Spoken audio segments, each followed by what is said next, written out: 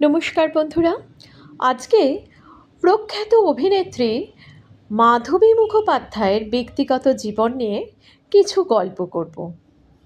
আমরা জানি মাধবী মুখোপাধ্যায় ভারতীয় অভিনেত্রী হিসেবে খুবই খ্যাতনামা। তিনি বাংলা চলচ্চিত্র জগতে অন্যতম কিছু সেরা ছবি আমাদের উপহার দিয়েছেন। একটা সময় ছিল যখন খুব নামী পরিচালক অর্থাৎ তপন সিংহ, ঋত্বিক ঘটক, মৃণাল সেন এবং অবশ্যই সত্যজিৎ রায় এই রকম নামী পরিচালকদের নায়িকা মানেই মাধবী মুখোপাধ্যায়। কেন তাকে এই পরিচালকরা পছন্দ করতেন? কেন মাধবী মুখোপাধ্যায়কে তাদের ছবিতে পর নেওয়া হতো? এই কেন প্রশ্নটির উত্তর খুঁজতে গেলে আমাদের আর একটু পিছনে যেতে হবে। মাধবীর আসল নাম ছিল মাধুরী, মায়ের নাম ছিল লীলা মুখোপাধ্যায়। 1956 সালে তিনি তপন সিংহের টনসিল ছবিতে প্রধান মুখ্য ভূমিকায় অভিনয় করেছিলেন। 1960 সালে করলেন মৃণাল সেনের 22 শ্রাবণ ছবিতে। তখনই তিনি দেখিয়ে দিয়েছিলেন যে তার মতন অভিনয় সহজে করা যায় না। তিনি এত সহজাতভাবে অভিনয় করতেন যে দর্শকের মনে তিনি খুব অল্প সময় জায়গা করে নিলেন। 1960 সালে যখন 22 শ্রাবণ মুক্তি পেল, সেই ছবির প্রযোজক ছিলেন বিজয় চট্টোপাধ্যায়, যিনি মাধুরীর নাম পাল্টে করে দিলেন মাধবী। তারপর তিনি বিখ্যাত পরিচালক ঋত্বিক ঘটকের সুবর্ণরেখা ছবিতে অভিনয় করলেন। এরপর 1963 সাল মুক্তি পেল মহানগর ছবি। সেই ছবি পরিচালক ছিলেন স্বনামধন্য পরিচালক সত্যজিৎ রায় এবং ছবিটি নারী চরিত্র প্রধান চলচ্চিত্র ছিল। সেই ছবিতে আরতির ভূমিকায় অভিনয় করে সাড়া ফেলে দিলেন মাধবী। এরপর 1964 সাল সত্যজিৎ রায় রবীন্দ্রনাথ ঠাকুরের নষ্ট নীরকে অবলম্বন করে তৈরি করলেন ক্লাসিক ছবি চারুলতা। এই ছবিতে অভিনয় করে যথেষ্ট প্রশংসিত হয়েছিলেন মাধবী।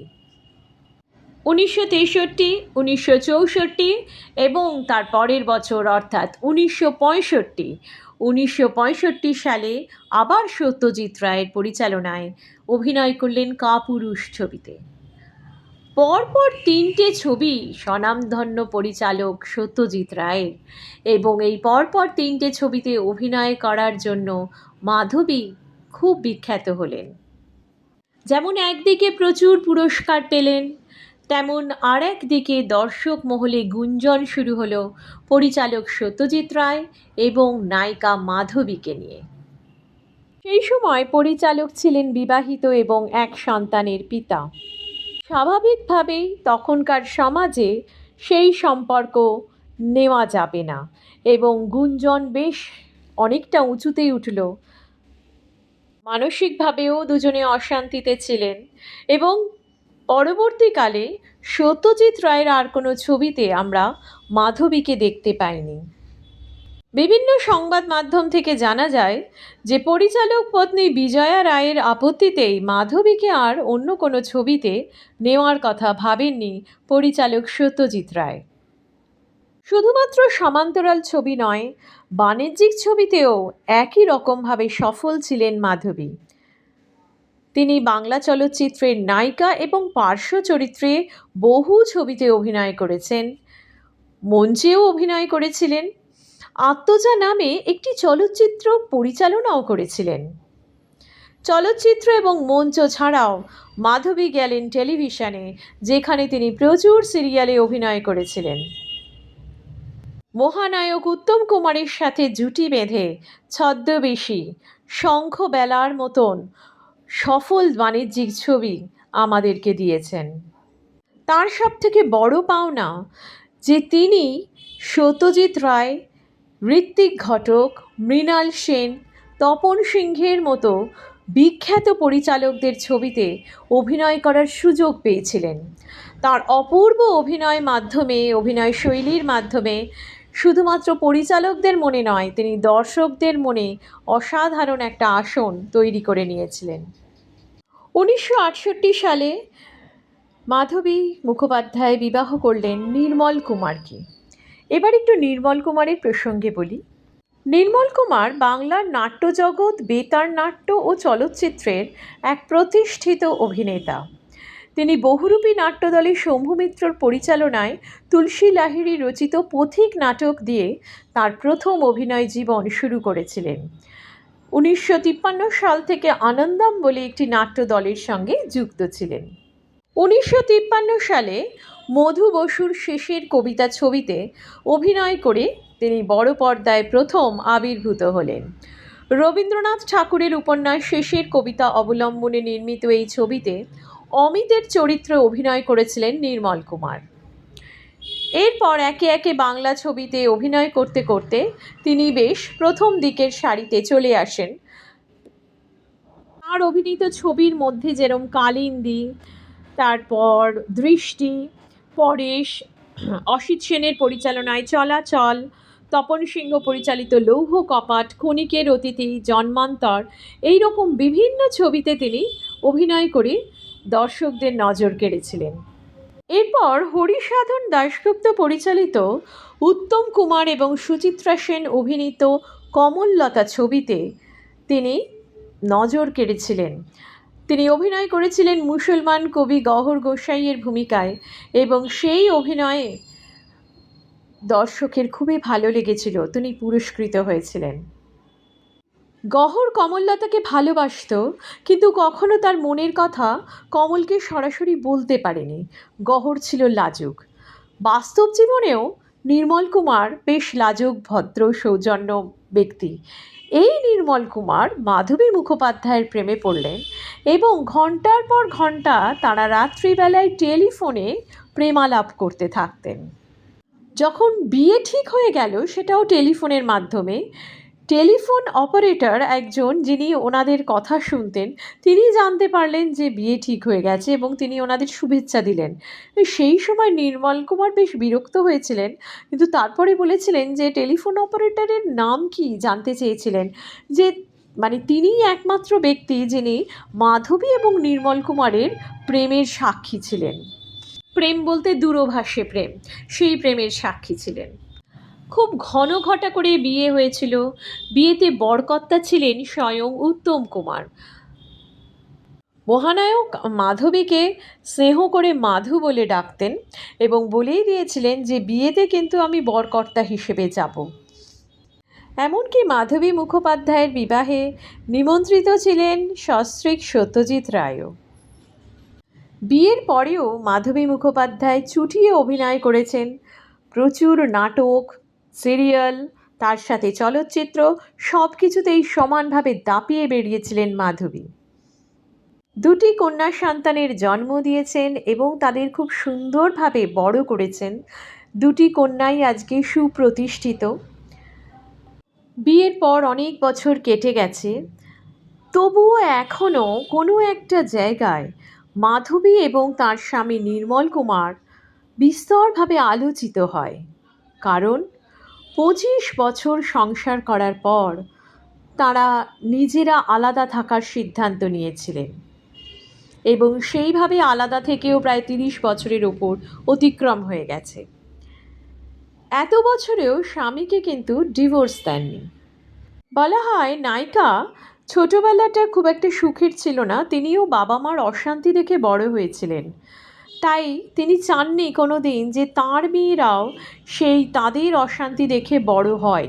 কিন্তু যাই হোক, একটা সময় এসেছিল যখন মেয়েরাও বেশ বড় হয়েছে এবং তাদের দাম্পত্য জীবনে তারা সুখী ছিলেন না, কোনো কারণে অশান্তি চলছিল এবং সেই অশান্তিতে দুজনেই ঠিক করেছিলেন আলাদা থাকবেন।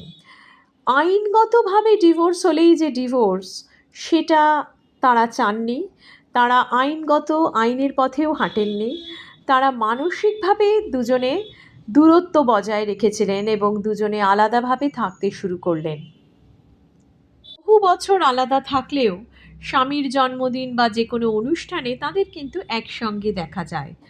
অর্থাৎ তারা একটা ব্যাপার দেখিয়ে দিলেন, তা হচ্ছে যেটার থেকে তরুণ প্রজন্মের শেখা উচিত, যেখানে কোনো একটা কারণে বিচ্ছেদ হলে তরুণ প্রজন্ম রীতিমতো কাদা ছোড়াছুড়ি করতে থাকেন। স্বামী স্ত্রীর মধ্যে বিচ্ছেদ মানে সেটা একটা বিরাট জায়গায় পৌঁছে যায়। কিন্তু স্বামী স্ত্রী তো কোনো না কোনো সময় ভালো সময় কাটিয়েছে এবং তারা তো বন্ধুও ছিলেন। মাধবী এবং নির্মল কুমার এইটা দেখিয়ে দিয়েছেন যে আইনগত বিচ্ছেদই শেষ কথা নয়, আসল হচ্ছে দূরত্ব। দূরত্ব বজায় রেখে সম্পর্ক সুন্দরভাবেও রাখা যায়। মানসিক মিল সর্বদা নাই থাকতে পারে। কোনো কারণে স্বাধীনচেতা মাধবী অপমানিত বোধ করেছিলেন এবং তারপরেই তিনি ঠিক করেছিলেন যে তিনি আলাদা থাকবেন। আর আমরা ছবিতে দেখি মাধবীর প্রতিবাদী চরিত্র। স্বাভাবিকভাবেই শুধুমাত্র পর্দায় নয়, বাস্তব জীবনেও কিন্তু মাধবী খুবই প্রতিবাদী, স্পষ্টবাদী। তাই এই স্বাধীন চেতা নায়িকা কোনো রকম আইনের পথে না হেঁটে নিজে আলাদাভাবে থাকবেন বলে ঠিক করেছিলেন এবং সেই আলাদা থাকাকে সম্মান জানিয়েছিলেন তার স্বামী নির্মল কুমার। দুজনের ভালোবাসা এত গভীর যে দুজনে দুজনকে আজও শ্রদ্ধা করেন, আজও সম্মান করেন, আজও সেই ভালোবাসা আছে। হয়তো একসাথে তারা থাকেন না, এক ছাদের তলায় থাকেন না, কিন্তু তার মানে ভালোবাসা নেই তাও নয়, সব কিছুই আছে।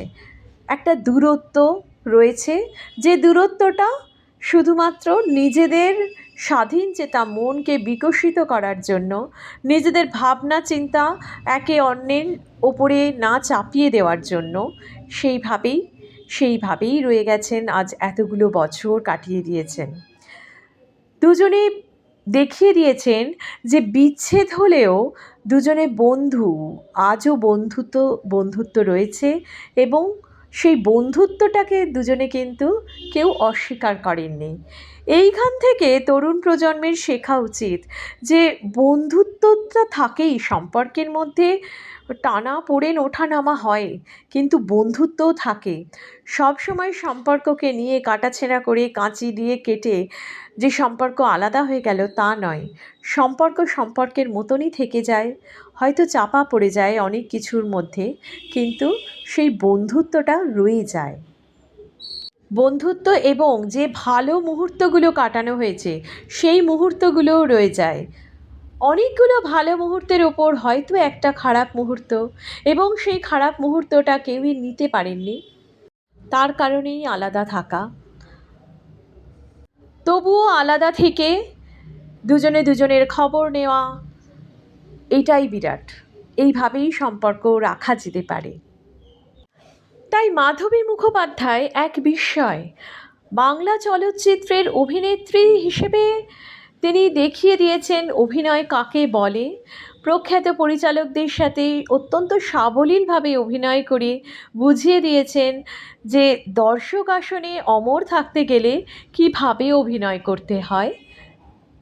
এখনও ধারাবাহিকে নিয়মিত অভিনয় করে যাচ্ছেন তিনি।